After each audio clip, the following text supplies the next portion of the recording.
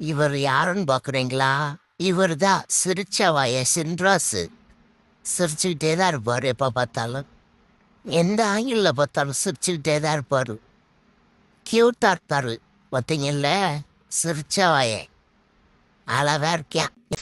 அண்ணே காக்கானே, என்ன மன்னிச்சிருனே, தெரியாம பண்ணிட்டேன். உன்னை ஏமாத்தி வரைக்கும் போது தப்பு தானே. இன்னமும் அதை பத்தி சொல்லிட்டு இருக்கிறாங்களே. அந்த கதை இன்னும் மாறவில்லை. அந்த கதையை கொஞ்சம் மாத்தி எழுதணும்னே. ப்ளீஸ்னே மன்னிச்சிருனே. என் கூட வாழ மாட்டேன்னு சொல்லிட்டு உங்க அம்மா வீட்டுக்கு போனியே, இப்ப எதுக்கு உடனே திரும்பி வந்த நீ?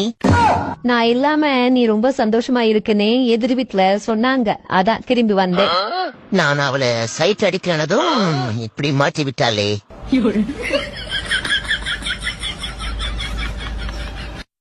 என்ன பார்க்க போறோம்னா, என்னோட ஃபேமிலியை இன்ட்ரடியூஸ் பண்ணி வைக்க போறேன்.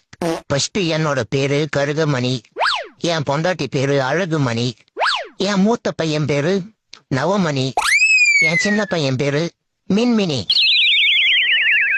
அது நம்ம மின்மினி, அவன் சின்ன பையன் இல்ல, அதுக்கு தான் அவனுக்கு மின்மினின்னு பேரு வச்சிருக்கோம். அப்போ வாழ்ந்துட்டானா பங்குனின்னு பேரு வைப்பேன். இங்க பாரு, இனிமே உன்னை யாரு லூசுன்னு சொன்னாலும் நீ கோவப்படக்கூடாது. ஏன்னா நீ உண்மையிலேயும் லூசுதான்.